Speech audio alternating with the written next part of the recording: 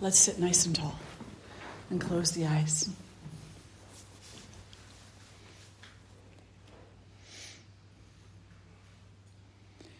And just taking this moment to arrive.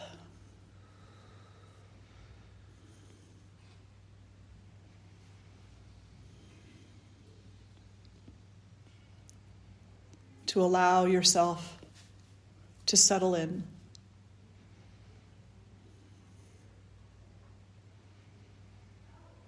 Inviting a sense of presence, awareness that might just be a little bit different than the moment before.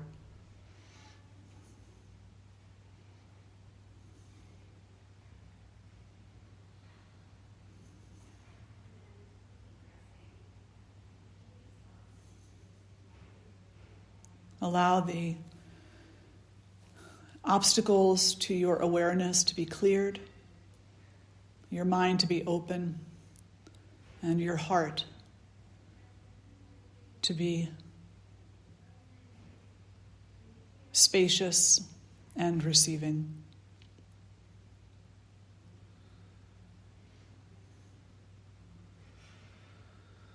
Have an intention for the well-being of all beings everywhere.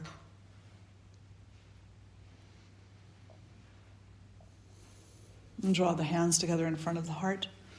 And we'll chant one Om and the invocatory mantras. Om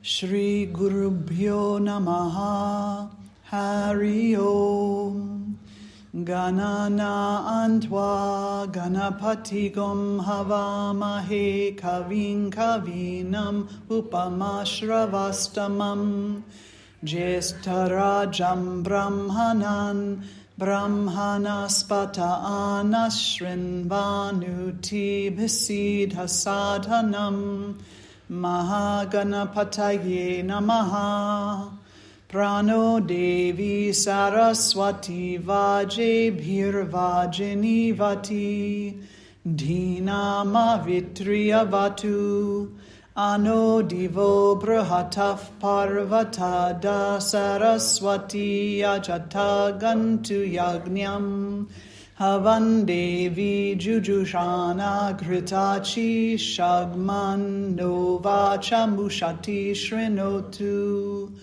Vagdevyai Namaha.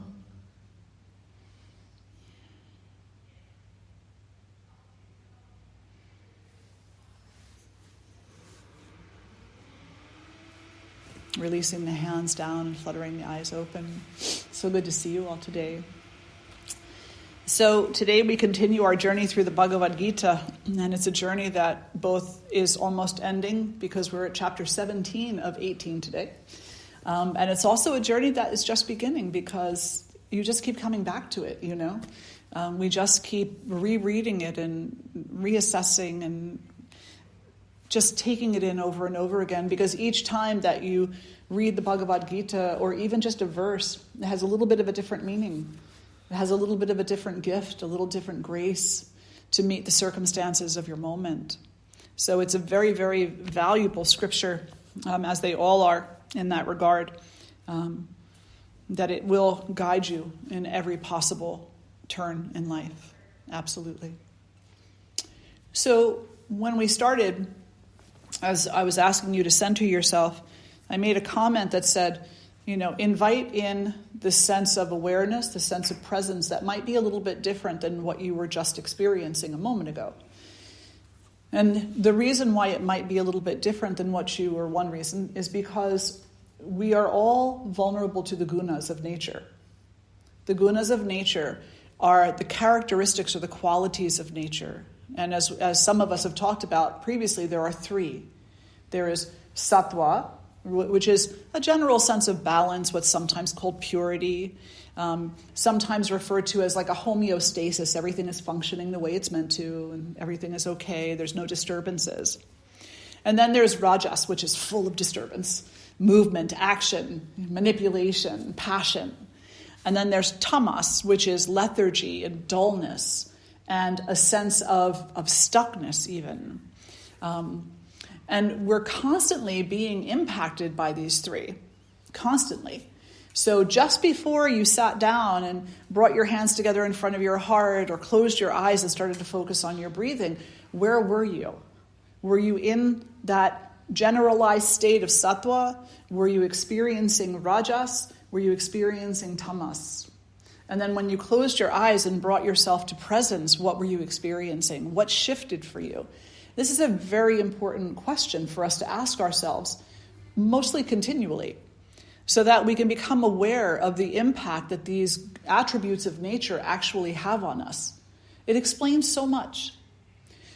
One of the statements in the Bhagavad Gita are, do not see yourself as the one who is doing. See yourself as the one who is being.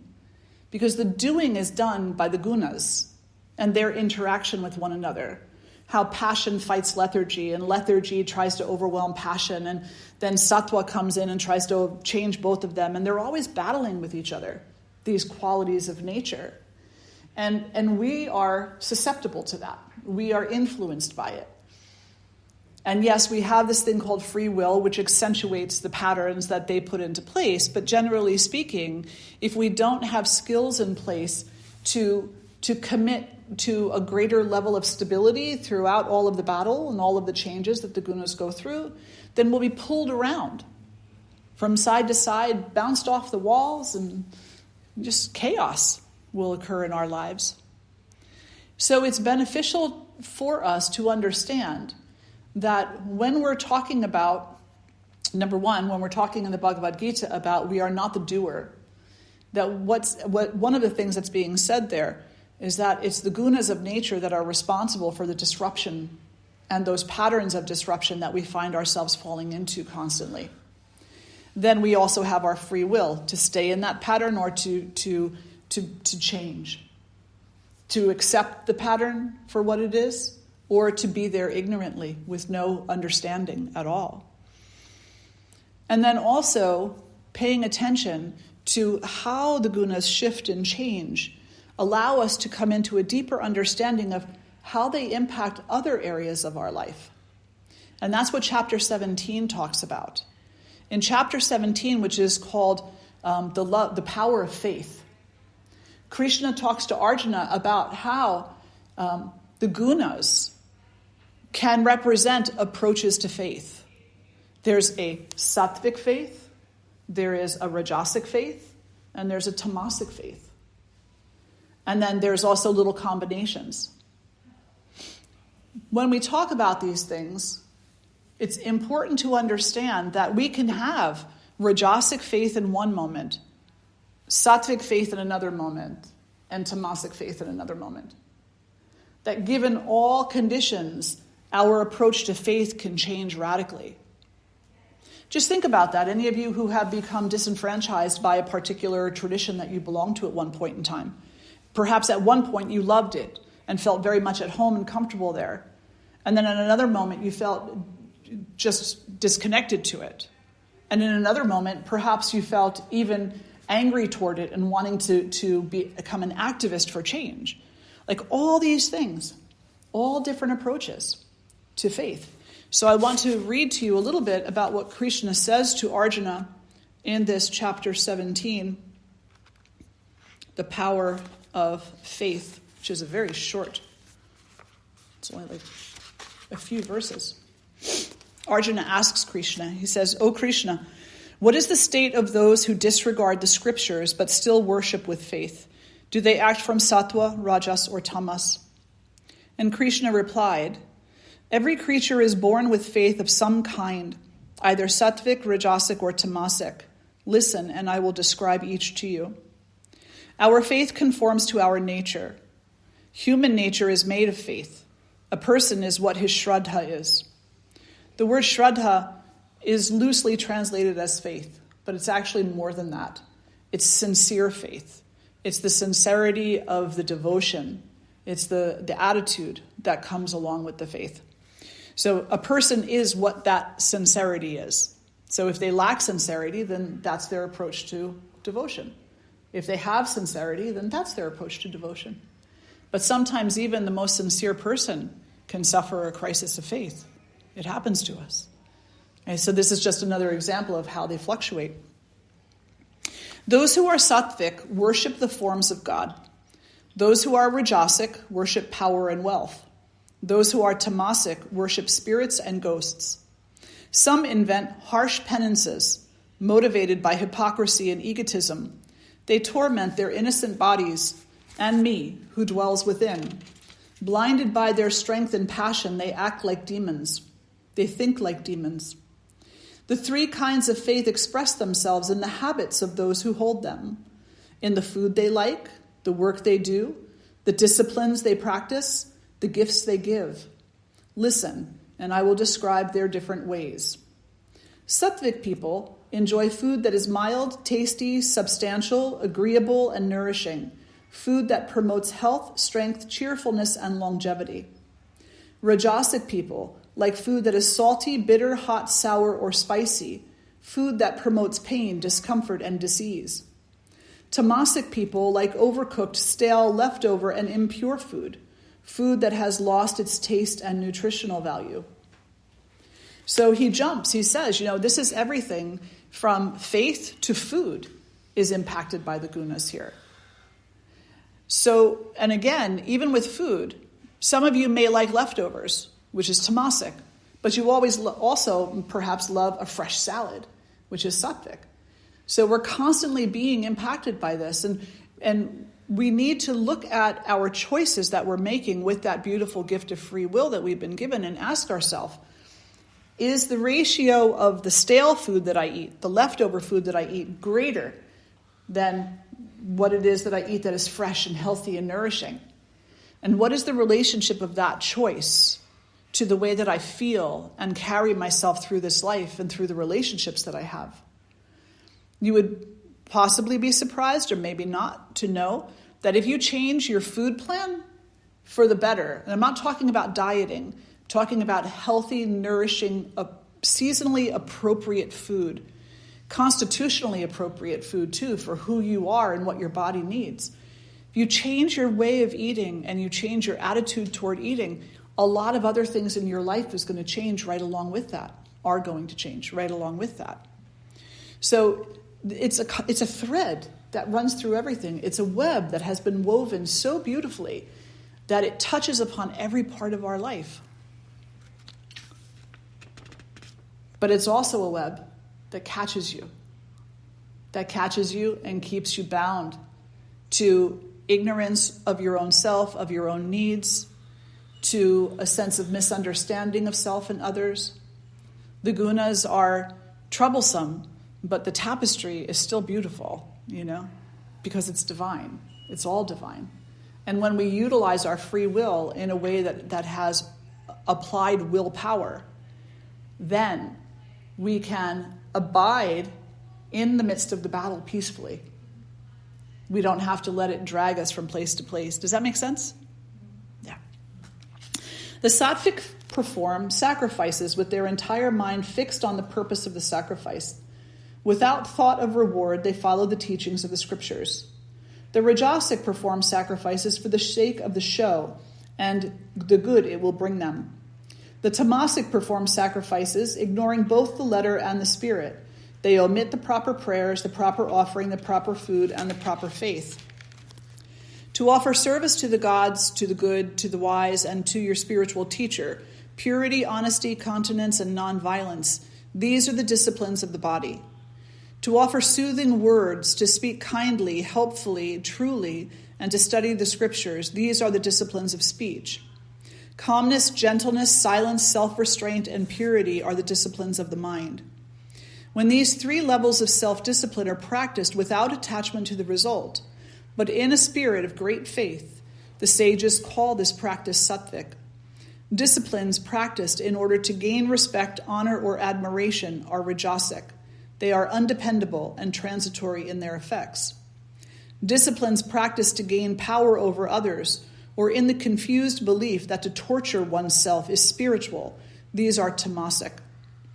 Giving simply because it is right to give, without thought of return, at the proper time, in the proper circumstances, and to a worthy person, is sattvic giving. Giving with regrets, or in expectation of receiving some favor, or of getting something in return, is rajasic. Giving at inappropriate times, in inappropriate circumstances, and to unworthy persons, without affection or respect, this is tamasic. Om Tat Sat. These three words represent Brahman, from which come priests and scriptures and sacrifice. Those who follow the Vedas, therefore, always repeat the word Om when offering sacrifices, performing spiritual disciplines, or giving gifts. Those seeking liberation and not any personal benefit add the word Tat when performing these acts of worship, discipline, and charity. The word Sat means that which is. It also indicates goodness, and therefore it is used to describe a worthy deed. Om Tat Sat. To be steadfast in self-sacrifice, self-discipline, and giving is Sat.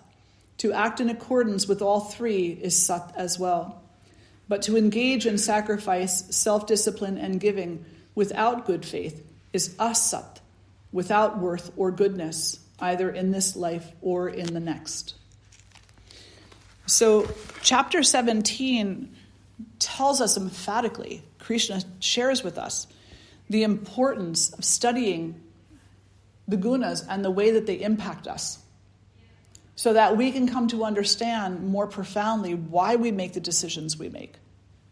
From the smallest decision to the biggest. Because even the smallest decisions mount up and create a lot of karma. And karma that has to be reconciled at some point in time.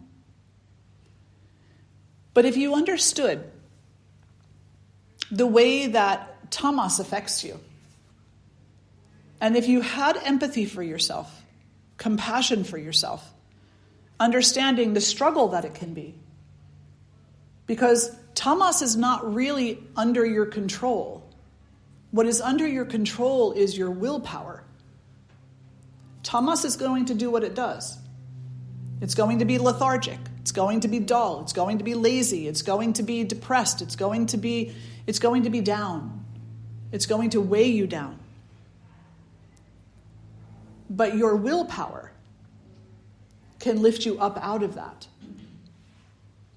And I'm not talking, when I talk about depression here, I'm not talking about medically or clinically diagnosed depression. I'm talking about kind of the general mental attitude of being weighed down, right? The general attitude that we all have, the hopelessness that we sometimes feel when we throw our hands up in the air and we say, I give up, I'm going to go get a bag of chips and watch some Star Trek reruns, right?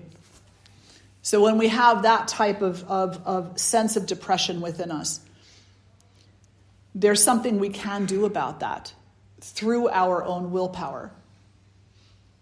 And it's important for us to understand also, and I don't want my words to be misunderstood, that there are types of depression that require medical intervention, because that's a chemical issue within the body. It's a biological issue that something is not functioning in a homeostatic manner. And so medications can support bringing those systems back to homeostasis, back to a healthy functioning. But here we're mostly talking like mental and emotional choices that are available to us. So if we understood the small little choices along the way, like let's say you go home tonight and you have dinner and someone brought you over a beautiful cake, I don't even know, Black Forest cake. You put your favorite cake there or your favorite pie there. Somebody dropped it off for you. They left it at your door. You don't even know who it was. But you bring it in the house and you open the box and you see it and you're like, oh, that's going to be the perfect dessert for tonight. And you're like, well, every time I go to the restaurant down the way, they make these pieces that are like a quarter of the cake. I could do that. I mean, like, who's watching, right? That's tamasic, right? Because what's going to happen if you have your dinner and then you have that humongous wedge of cake? How are you going to feel after? Stop and consider that. If cake doesn't do it for you, nachos, okay? Whatever your demon is, go there. Why are we eating a cake that someone just dropped on our doorstep? Very suspicious. Well, let's just say that there was a love note applied, and we know it's not a suspicious cake. But you make a good point, Diamond. You make a good point. Like, I don't know. I guess that would be tamasic or rajasic, that we're willing to eat food that we're not even sure where it came from. Yeah. So then you sit there, and you have that big piece of cake, and your tummy is like not happy with you.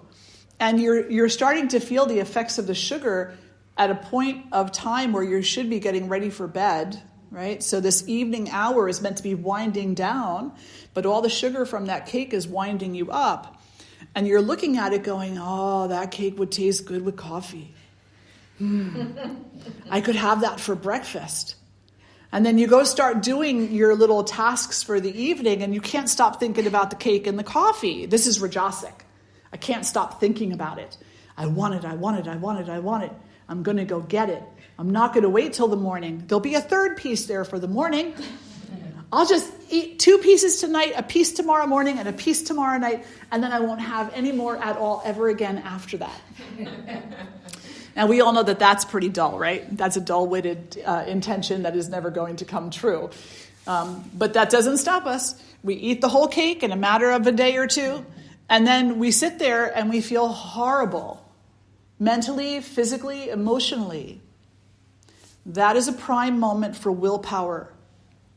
Was when you were going to take that first piece of cake to recognize, I don't need the slab. Do I even need the cake? But let's just say you're going to be kind to yourself. And I'm going to put that in parentheses. Kind to yourself. Is that really kind? But, you say, I'm going to just have a tiny little sliver, just a little taste. And then go to your neighbors or your other family members and offer the rest to them. That would be towards sattvic. Not keeping it all for yourself. Not eating the entire thing and causing yourself to feel poorly. But actually looking at it as an opportunity. Somebody, through the kindness of their heart, left this here for me. Somebody we know who also left a love note. Somebody left this for me, wanting me to enjoy it. Where does the greatest enjoyment come from? The greatest enjoyment comes from connecting with divinity. There is nothing greater than that. There is no joy greater than knowing divinity, than knowing God or goddess. And giving in the name of God or goddess. So I'll have my little piece of prasad, and then I'll hand it out to everybody else. Then, how do we feel? Satisfied, light, happy, joyful, grateful. We don't have to worry about the stomach ache. We don't have to worry about the guilt. We don't have to worry about the self-deprecating comments, because all of that is now washed away. So we have the gunas that are constantly battling that we are quite susceptible to. But then we also have our willpower, which is the antidote. Our willpower. But we don't often believe that our willpower is strong enough to get us through. So we break down and we say that cake really would taste really good with coffee. I'll just have a little bit. Before you know it, you stuck the fork in the cake. You ever do that? Right? You stick the fork right in the cake, and before you know it, it's like, where'd the cake go? Right? You made, a big pot of coffee, and before you know it, it's like empty. And you're like, where'd all the coffee go? And then you look at your little belly and go, oh man, that's where it went. Yeah. So food is one area where we can kind of look at this interaction with the gunas, and we can begin to understand that if we apply our willpower, we can change our behaviors toward food a bit, and we can bring about a greater sense of homeostasis within ourselves as a result. We can look at our relationships the same way. As we're looking at our relationships, we can try to determine which guna is directing this right now. Is it rajas, tamas, or sattva? Is this relationship being guided by dullness, by lethargy, by a sense of harsh judgment, condemning kind of judgment, pushing down, condemning kind of judgment? Is this relationship based on passion only?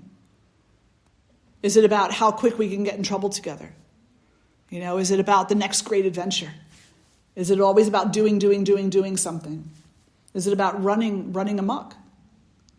Or is this relationship based on listening consciously, speaking mindfully, and being present to whatever happens to be going on in perhaps the other person's life or in your own life, and then working together in a like-minded way in order to come to a greater sense of health, wellness, and unity? Our relationships are typically tamasic or rajasic. They're not very often sattvic. Sometimes they are. But generally speaking, rajas and tamas are always at battle with one another. But we want the sattva in our relationships, don't we? Don't we always say, oh, they make me so mad? That's rajas. But I love them so much. That's sattva. That's why they make me mad. That's rajas. I give up on them. That's tamas. And come back again. Okay, you're going to get one more chance, and that's it. That's rajas. I accept you for who you are. That's sattva. I accept you for who you are, and I work to understand that you're on a spiritual path, and you have your struggles. I cannot be present to some of those struggles, so I'm going to give you space and give myself space. That's also sattva. But saying, you're wrong, you're no good, you're condemned, you're this, you're that, your light is dull, that's a combination of tamas and rajas. Where does that bring us to in our relationships? It brings us down the road of gossip and criticism and discrimination of a negative sort. It brings us down the road of buying into stories about people without having all the details. And we will never have all the details, so why are we buying into the stories at all? We can only, it would be most healthy for us if we based our decisions within a relationship on our direct experience with the very, very, very strong understanding that even through direct experience, we still don't have all the details. Because our direct experience is influenced by what? The condition of the gunas within us. So, like Dayananda could walk into the building this morning and be like, hi, Swamini. Depending on what my condition is, I could just say, hey, Dayananda. Or I could be like, hey, Dayananda. Or I could zoom right past him and go outside and start moving rocks or something, But you see what I'm saying? So he's got nothing but good intentions of saying good morning. And if I'm not mindful, I'm being moved about by the gunas and not by my willpower. I'm being moved about by the gunas and not by my own sense of willpower, of self-agency and authenticity. But mostly just by habit, habitual behavior. And also behaviors that are just influenced by current conditions within and around. Can you all identify with that? Yeah. Doesn't it make you want to change a little bit? Right? Next time someone says hi, stop, take a breath, and engage. Look in their eyes. Good morning. Hello, how are you today? I hope all is well. It's good to see you. I hope your day is beautiful. Engage with people. I had a student one time who says, at the end of every class, why are we sitting there while you look at each person? I said, because I never want a student to leave the classroom thinking that they weren't seen. And I especially never want a student leaving a classroom thinking they weren't seen by me. Because as the teacher, it's my responsibility to see you. I don't want to be carried away by rajas or tamas. It's my responsibility and my hope and my intention is to create a space of sattva where everybody feels that they're seen, heard, that they have an opportunity to feel safe, to reflect if they would like, without judgment. Have you ever been in a room with a teacher of any sort who is guided by rajas? They're out the door before the class is even over. You know? They might be there physically, but they can't stay focused. Maybe they're complaining, that would be rajas, tamas rather, if they're tamasic. If they're dull-witted, scattered, that's tamas also. We used to have this professor in college, in my finite mathematics class, and he was so scattered. I used to feel so much compassion for him because he was a really nice person. But when he got up in front of the class, I don't know if it was nerves or what it was, but he had a really difficult time engaging the students. And as a result of that, some of the students would become pretty critical and harsh with him. Particularly a couple of younger students who were just first years in college or something like that. And the one girl started bullying him, bullying her college professor, because he had this tendency to be dull in front of the class, you know? And it's not that he wasn't capable of teaching. When he was comfortable, especially in a one-on-one situation, he was right on there, answering questions and explaining things. But when he was faced with a group, it was not his most comfortable place, so tamas took over. And I oftentimes think about him, and I wonder, if he knew about Ayurveda, would he have used the tools to work to overcome that tendency, that nervous tendency of speaking in front of groups? And would that have supported him in being a more effective teacher? Like I say, he was a great person, all things considered, you know. But his potential was not being met. Where is your potential not being met? Because you're being dragged around.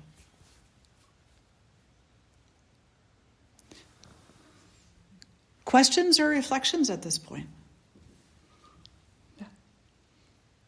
Did you have a question? I can reflect on it. Okay, go ahead. It's just very complex when you look at it from that perspective. So it's interesting, and just in any given moment, being able to reflect on all those changes that occur that happen within a minute. So it's just really interesting for me to think about and see the complexity of it. Yeah. Yeah. And it gives you a different respect for yourself, a different compassion also. It's we oftentimes walk around with this tamasic mindset of I'm no good, I'm not worth it, I'm just a failure, here I go again. But then when we start down the road of Ayurveda and we start looking at the presence of the gunas and their interaction with one another, we start recognizing that we do have willpower, absolutely, and we do have free will. But what we come up to is not always, we don't always have the skill to face it, to meet it head on, you know? How do you get the skills to meet something head on? Is to learn the skill, to take the time to learn it. So even though I say, and I do often say, and I think that we should spend as much time as possible reflecting on our current condition, we don't have to start with everything all at once. Pick something. You know, pick your breakfast. See how you're starting your day. Pick the time you go to sleep at night. So if you go to sleep at night at 1 o'clock in the morning and you just had a cup of coffee, that's rajasic, right? That's movement, that's chaos, that's passion, right? If you go to bed and you sleep for hours and hours and hours when you should be up doing other things, that's tamasic. Right? So if you're sleeping 12 hours a day and the general average person only needs between 6 and 8, then that's what you need to look at. Because that's very tamasic, that's very dull, and it's dulling you, and it's keeping you from meeting your potential. Start there with something that's easy to approach, Or no, easier. Well, okay. What is it? Is it though? I know it's not. Don't throw everything on the fire all at once is what I'm trying to say. Start with one or two things and then test the waters and see. So if I change my sleeping habits, if I go to sleep at an appropriate time and wake up at an appropriate time, I know I'm going to be uncomfortable for a little while. I know that there's going to be a time of change. Maybe it's going to take me a week or 2 weeks or a month to get accustomed to the new schedule of going to bed by, say, 9 or 10 and waking up at, say, 5 or 6, maybe 4 in the morning. If you're an early morning person, the Brahma Muhurta, a good time to get up. For the first little while, your body's going to retaliate, your mind's going to retaliate, your ego's going to be unhappy with you. But if you just use your willpower and stick it out until the time that the waves settle down and you can see a little bit more clearly about what gifts are waiting there for you, then reflect on that and decide, is this change working for me? But too often, yoga teacher trainees come in or students come in and they're like, I made this change and it's not working for me. Say, when did you make it? Yesterday. I'm like, yep, not going to work for you. Nope. You're still in reaction phase. Rajas is like, vroom, right in your face about it and being like, no, go back and do the other thing. Do it the way I want to do it.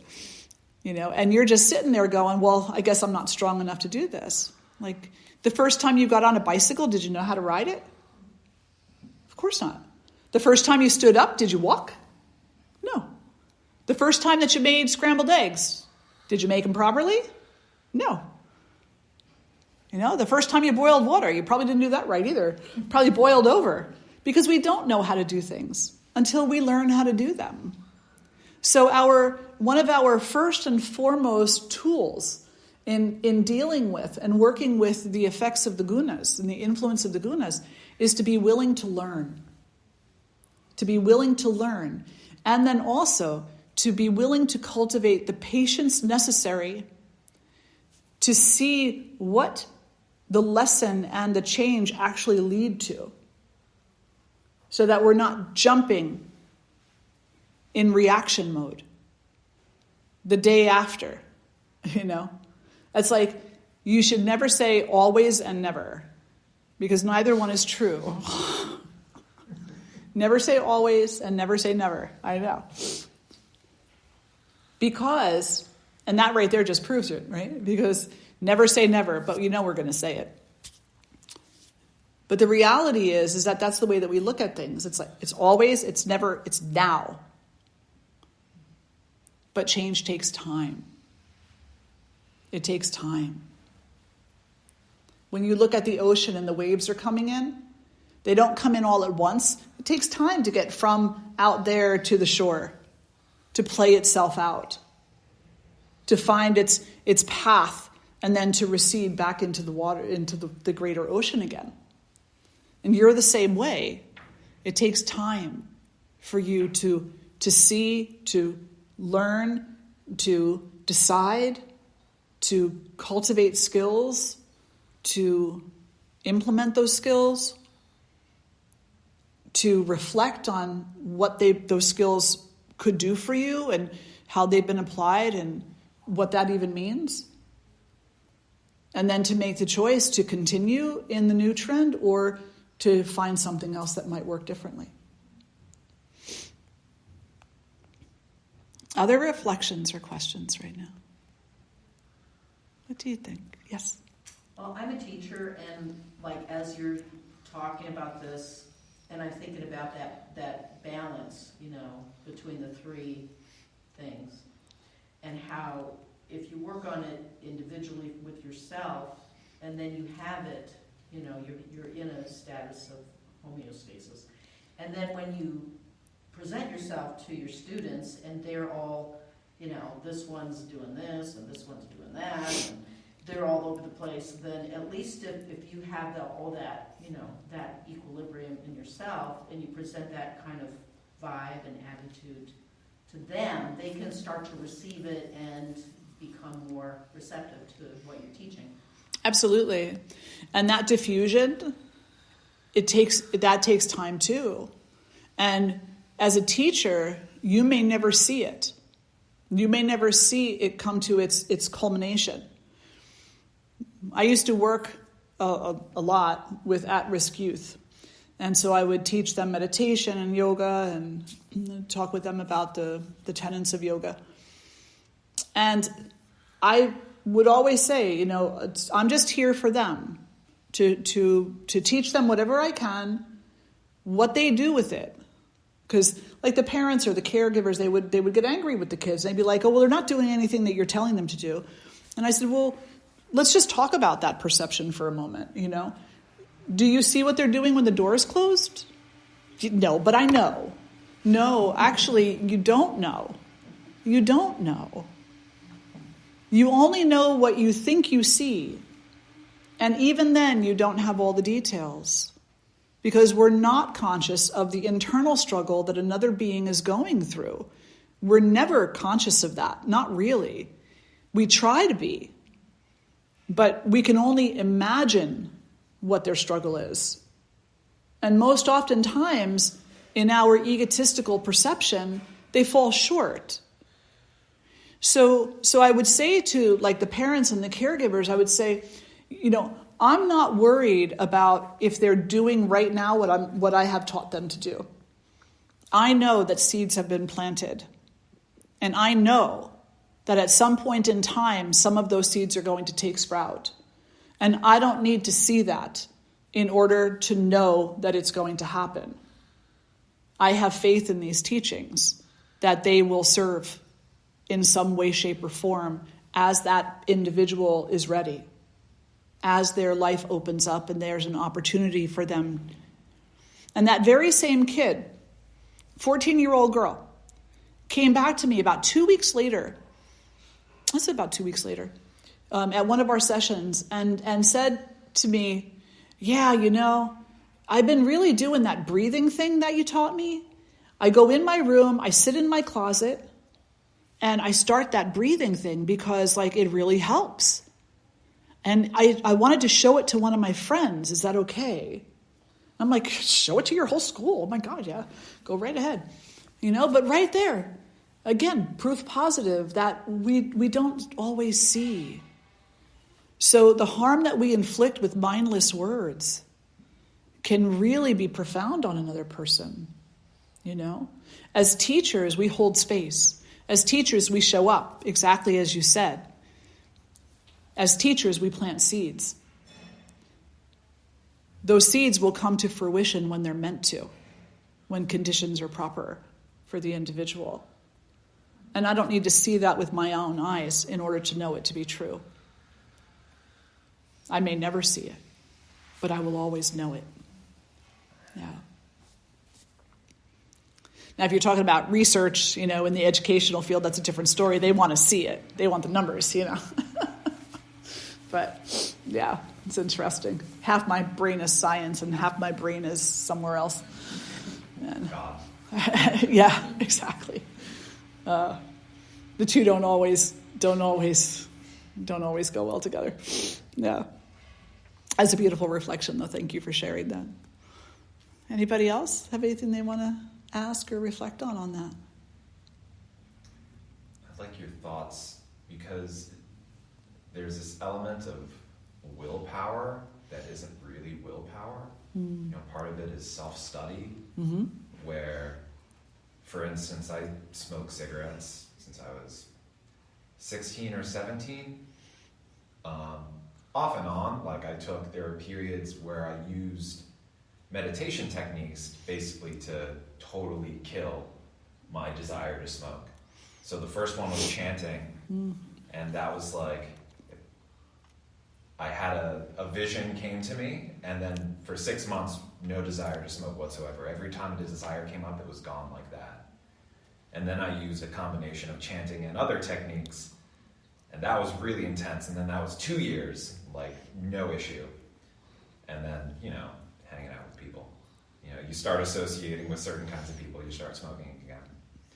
And then it's been over 3 years now, and still no desire every time desire comes up. But there was this element, and I read a book, and maybe someone else is familiar with The Easy Way. But what he talks about, he's like, you can't rely on willpower to quit this, because part of it is it's all in your head, right? And so everyone tells you it's very hard to quit smoking, but that just makes it harder to quit smoking. So first, tell yourself it's easy to quit, and then tell yourself about all the benefits that you get from quitting, right? And the desire to smoke is actually generated from the withdrawal from smoking. And there's so much that goes into it, but it's really like there was no willpower at all involved when I stopped, you know?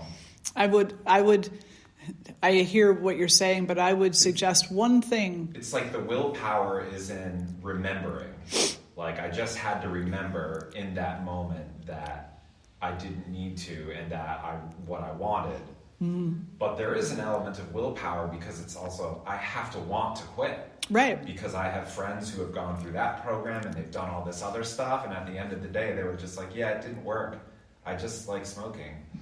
And I'm like, well, then you're not going to stop. Right. Because you have to not want to. Exactly. And even if you don't want to smoke, you can say to yourself, so this is my last cigarette. I'm not going to smoke anymore after this. And then all of a sudden, the psychology of that comes into play. And there's a lot of things that happen there. Number one, do you lie to yourself often? You know, that's a big thing. Do you lie to yourself often, or have you spent time cultivating trust between your word, your actions, and your agency?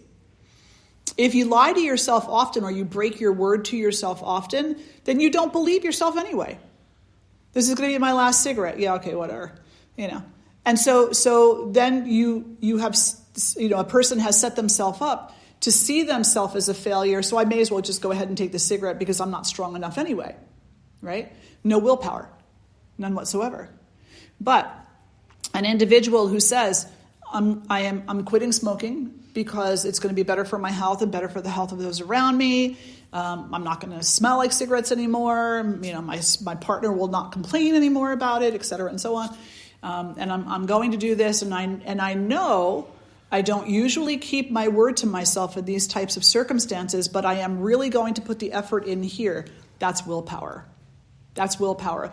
The willpower is to have faith in yourself, is to repair any broken trust that there might be between your word, your action, and your agency, and then to cultivate whatever skill is necessary, you know, to be able to do it, like whether it's the chanting or it's getting hypnotized or whatever it happens to be for a person, is to be able to do that. When I quit smoking so many years ago, I think I was 27 when I finally quit for good, I went and got hypnotized because I had tried quitting for like 5 times before that, but my willpower wasn't there.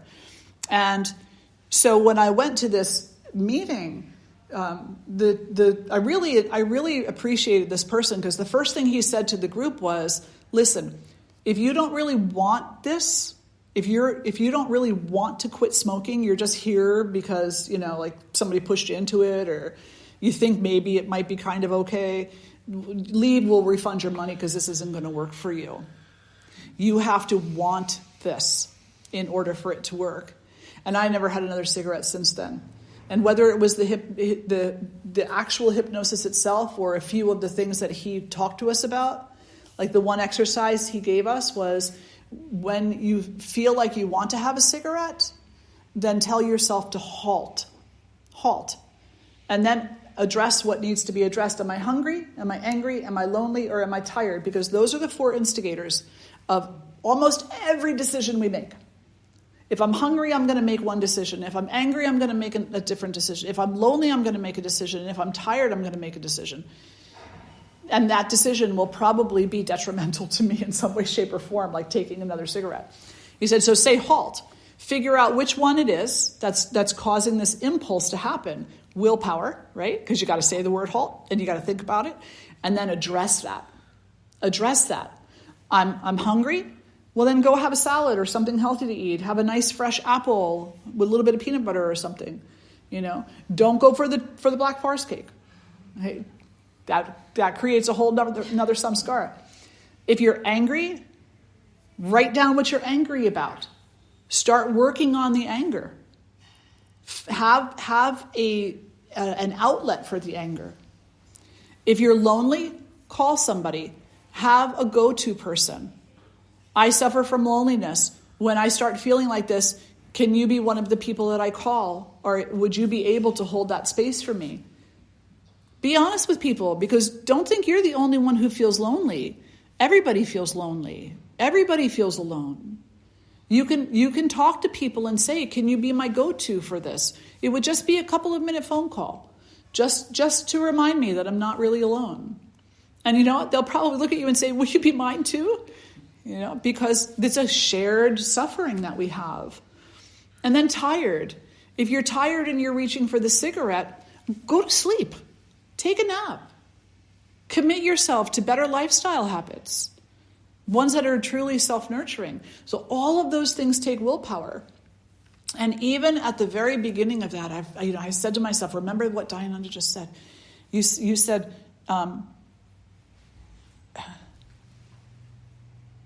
when you open that conversation up, what did he say to ask yourself? The first thing. Did he say? Who? Whatever the book was. Book? Yeah. I mean, it talks about the easy way over the hard way, you know, telling yourself that it's easy. Oh, there. Yeah. Okay. Telling yourself that takes willpower. Yeah. Yeah. That takes willpower. Tell yourself that it's easy to do this. Yeah, okay, I don't believe you. You know, it's because, again, so oftentimes we break that trust with ourselves. Yes. So even saying that, even uttering those words, either out loud or silently, takes willpower. So willpower is pretty much always present, but in varying degrees, you know, and with varying faith. That our willpower is actually strong enough to overcome whatever it is we're trying to. Well, and it seems like there is a cultivation aspect because it's developing that trust with yourself. Correct. Whereas, like, I can see how in my life, at least, like, there was very little trust at the beginning of that journey, and now there's so much trust that I don't have to use as much willpower, and I'm literally still around cigarettes like all the time because I'm a musician. Mm-hmm. But it's like, well, even I try and stay away from it as much as I can. But it's interesting because it is like that, and that still even applies to yoga because, like, in the beginning, it's like, yeah, I'm connected to all things, great, you know. Right. Okay. Exactly. And even if you were someone who kind of believed that, you know, to some degree, like, you don't necessarily feel it a lot of the times because you're feeling stuck or you're feeling very tamasic and you're hungry, angry, lonely, tired. Yeah, you're all of those things. And then as you cultivate the practices and, you know, start to feel healthier, you start to feel better and you're like, oh, maybe I am like a little more connected, until eventually in whatever tradition that you're practicing, you have an experience of, you know, like divine connection. Exactly. And then you can rest easy in that. And you don't have to apply the willpower. But Krishna does tell Arjuna in the Bhagavad Gita, and it says in many places. So Dayananda rests easy right now. And he's got no need for cigarettes. But 20 years down the road, 10 years down the road, 5 years down the road, there could be a circumstance that pushes a certain button, that activates something. And that willpower still needs to be there. So being impeccable with your word to yourself is important, because even though we rest easy in the not smoking, rest easy in the healthy eating, rest easy in the feeling of unity, even though we're resting easy there, the gunas are not resting easy. They're still battling. So we need to be able to bring forward our willpower in a split second, to have it present right there, to recognize this is an influencing factor that can affect me. This is a trigger. This is a hotspot. This is something that I'm going to need to take a breath, breathe, step back, and take a look at what's actually going on here. So even though we want to rest easy, we have to remember that resting too easy is tamasic. Resting easy with your guard up is rajasic. Resting easy and having faith that you've cultivated the tools or are cultivating the tools and that you will bring them forward if they're needed, that's sattvic. That's sattvic. Yeah. Wonderful reflection. Thank you. I have another question. Yeah, Okay. absolutely. Would willpower be comparable to like awareness or the aspect of noticing like these changes? I'm having a hard time distinguishing like willpower from the observation, if that makes sense. Yeah. So awareness is awareness. When you sat down and I invited you all to close your eyes and to start to cultivate that awareness, I like to believe that every single one of you did so. The doing so is your willpower. The decision, I'm sitting here and I'm going to put my focus on this. That's the willpower, is cultivating that focus. Awareness is its own essence, but it requires willpower to get there. But there may be some students who, when you say, okay, sit down, close your eyes, bring your awareness to your breath, bring the awareness. The bringing is the willpower. Bring your awareness to your breath. And they're like tapping fingers or keeping the eyes open and looking around, counting the bricks on the wall, looking outside at the beautiful bird flying by. Where's the willpower? It's not being applied in that moment. It doesn't mean they don't have any. It does not mean they don't have any. It means in that moment, they're not engaging their willpower. And in our society, and hopefully I say this eloquently, in our society, we have greatly mistaken that for freedom. We think, or it is claimed in our society, that my choice, my free will choice to ignore your invitation and to look out the window instead, that is my agency, that is my free choice, that is my freedom, don't tread on me. Is it though? Is that what freedom is? It's hard to say. It's hard to say. Tuning out isn't freedom, is it? Tuning out is tuning out. That's tamasic.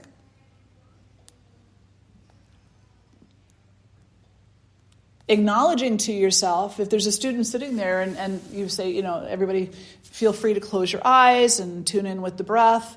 And there's a student sitting there and the student is saying to themselves, well, maybe right now I'm in therapy because when I close my eyes, I have panic attacks.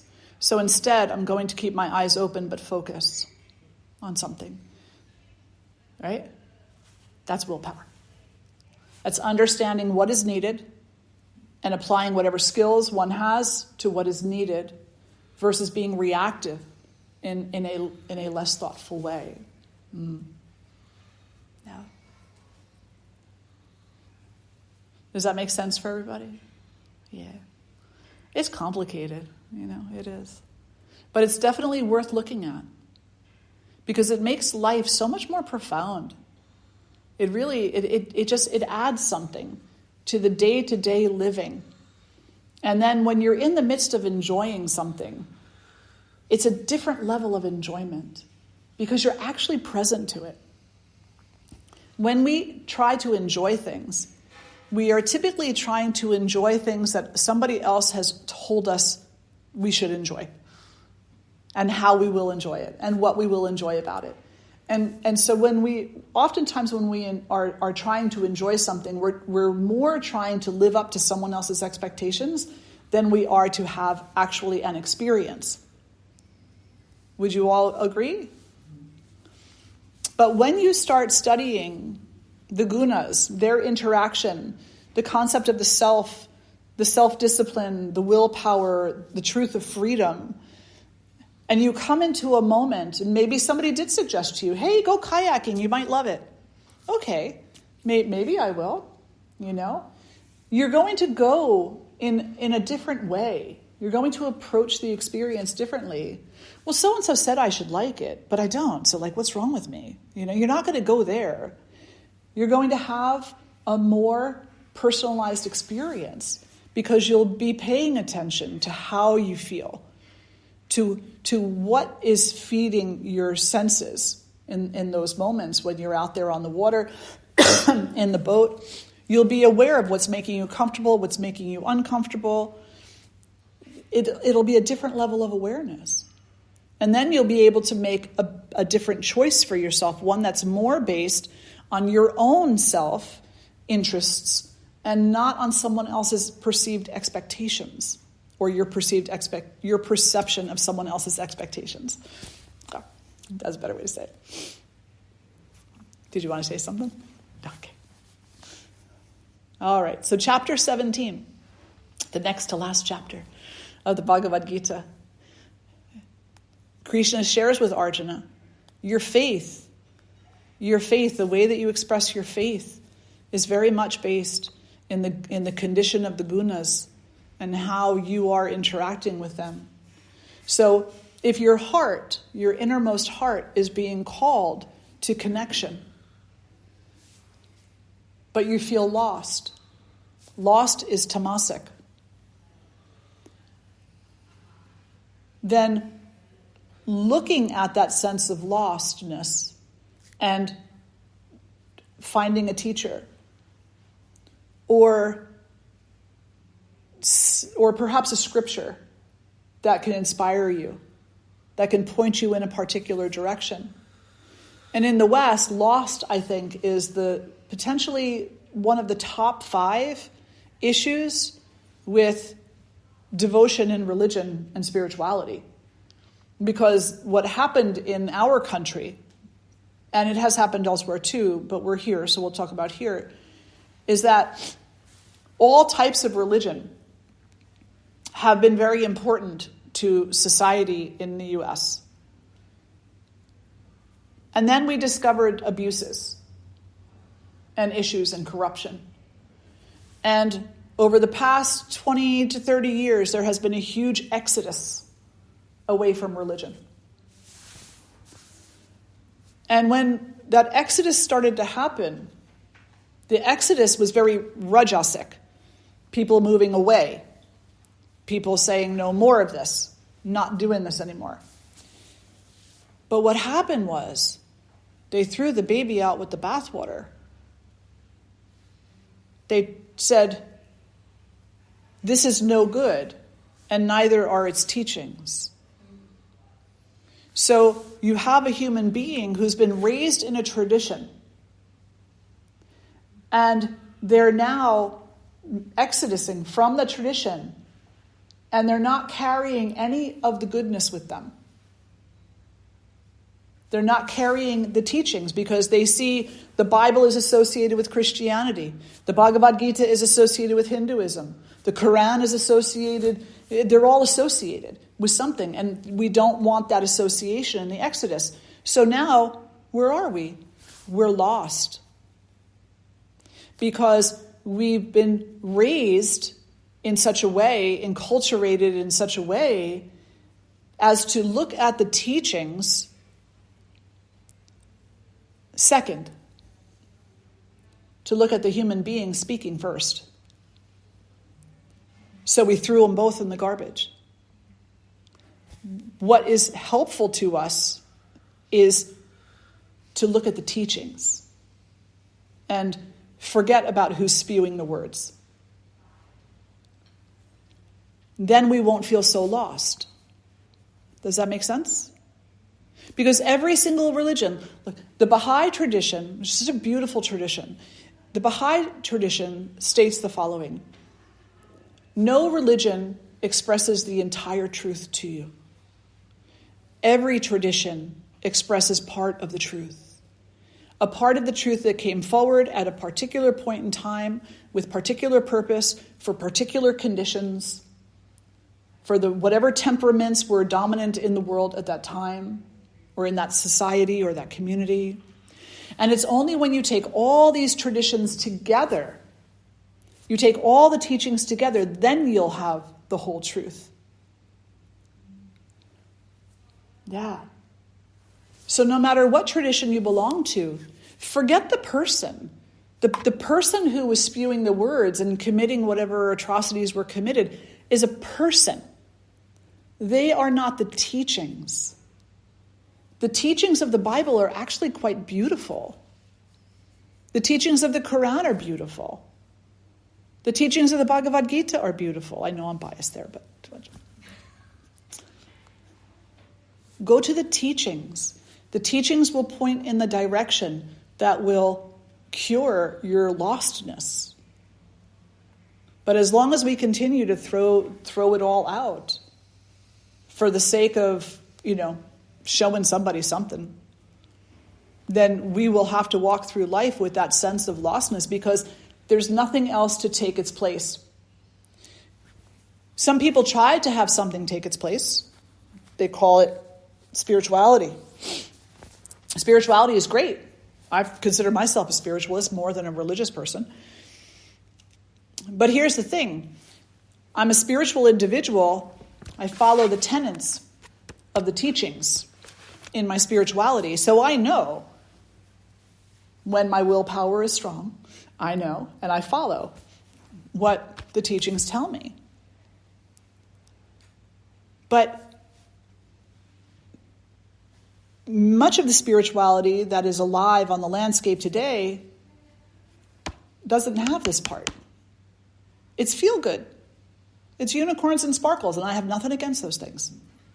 But they're not going to teach you how to have a happy, healthy life, a wholesome life, to realize unity and to realize the truth of your innermost self. A lot of the spirituality that's out there today is egotistical. A lot of the spirituality that's out there today has nothing whatsoever to do with who you really are. It's marketing. Somebody said to me not too long ago, so how many magazines are you advertising in? Because your classes should be so full. And I said, we don't use money on a lot of advertising. We do a local paper called Natural Awakenings. But I'm not going to go and spend a whole bunch of money on other advertising. Students will figure out we're here. They absolutely will. I'm not going to go out there and try to get everything across the country, spend hundreds of thousands of dollars on that kind of thing. It's not necessary. Because I don't see this first as a commercial endeavor. And I don't see it second, third, fourth, or fifth as that either. But in spirituality in the West today, much of it is a commercial endeavor. And I'm not saying that that's wrong, but what I am saying is it's misleading. It misguides because it's not complete. What is it based on? Where's their root? You ask me where the root is for what I teach, I can point right there. I can point you to the Devi Mahatmya. I can point you to the Upanishads. Say, Divine Mother, there she is, all of her teachings. Divine Mother Durga, all of her teachings, But in some places you ask somebody, where's the root of what you're teaching? Oh, I just realized this a couple weeks ago. It's bye. That's not good for the soul. That person is not refined. It's not likely that they're refined in their understanding or their capacity to teach. But then on the other side of it, we do also have to realize that they are being called to something, being called by something, to learn, to go deeper. But their reaction is tamasic, because that calling, well, it's both tamasic and rajasic, because that calling, instead of diving into the calling and doing their own personalized individual work, they're more concerned about how much money they're going to make at it, or how much they're going to prove this other, religious organization wrong by showing everybody that they're right, they're caught up in something else. They're caught up in a battle of the ego. Does that make sense? Yeah. Spirituality is definitely a battle of the ego, but it's not that kind, you know. Spirituality is who am I really? Absent all of this other child's play. So they are being called, but they're misunderstanding the call.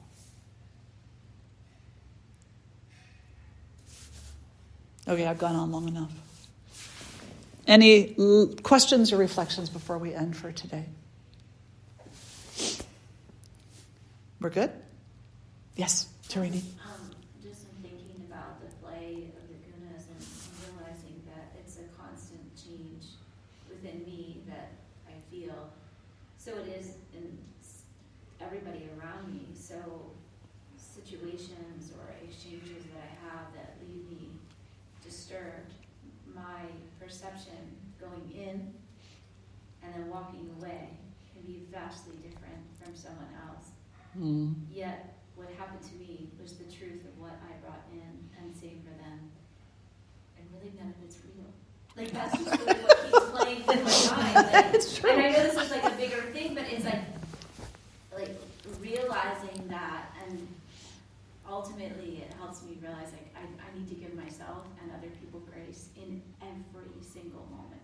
Yeah, it's Because true. The gunas are just constantly, and you know, it can have a similar situation happen with even the same person, and one day it can eat away at you, and the next you can let it float by.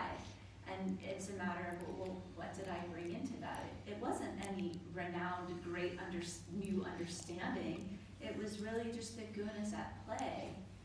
And like, just reflecting over some situations in this last week, like realizing what was happening within me, I was like, Yeah. yeah, and it is a matter of having that time to sit back and not even the time, just to pause for half a second. Just to pause for half a second can make a world of difference in what you carry forward. It absolutely can. Yeah, absolutely. Yeah. But you can only control what you carry forward, never the other person. You never know what you're getting. You go outside and climb one of those trees, and it looks like a good branch, so you're going to grab onto it and pull yourself up.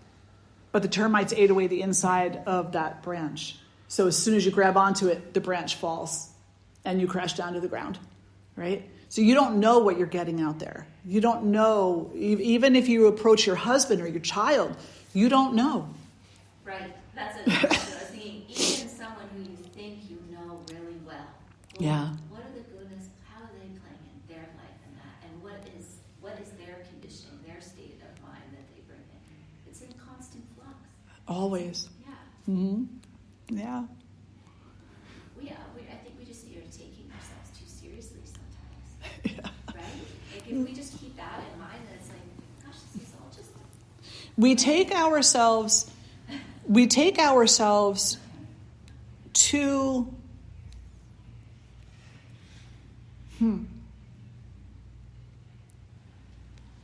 we take this to be genuine. This right here is the only genuine that there is. And you either compliment it or you don't. You know? And if somebody doesn't compliment my genuine, then they're wrong. If somebody compliments my genuine, then they're right. You know? But my genuine today is not going to be the same in 5 minutes. So how can I be a measure to anything? You know? The only thing I can be a measure to is myself. Where am I right now? And so in the teachings, they say, leave other people alone. Leave them alone. Because the moment that we start down that slippery slope, there's no recovery, you know. There's just no recovery. Yeah. It's amazing when you think about it, though. It really does empower your perspective of the world and of people and how to move through relationships. You don't take things as personally anymore. You realize, oh, okay. Then we start to stereotype, they got the gunas going on, don't they? You know? And it's like, adds to that, and so do I. And so do I. Yeah. Because the gunas are what just brought that thought forward, you know? So, yeah. So true. All right. Thank you. That's a lovely reflection. Are we good? Let's sit tall, close the eyes. And if you choose to, I invite you to direct yourself to the breath. And notice how there's just that little moment of, do I go to the breath or do I open my eyes and look out the window? Willpower draws you back to the breath. How do you know willpower doesn't lead you to the window? Because you don't have to draw yourself there. You automatically go to the distraction. We all do. And draw the hands together in front of the heart. And just a prayer to the Divine Mother. Protect us, lead us to the wisdom of the self. Empower us to be less distracted and more present. Shower us with the wisdom necessary to bring the gunas into a balance where they are less affecting upon us. May all beings everywhere be more free, be happier, safer. May my words, my thoughts, and my actions have something to do with that. And we'll lift our voices in one Om. Om.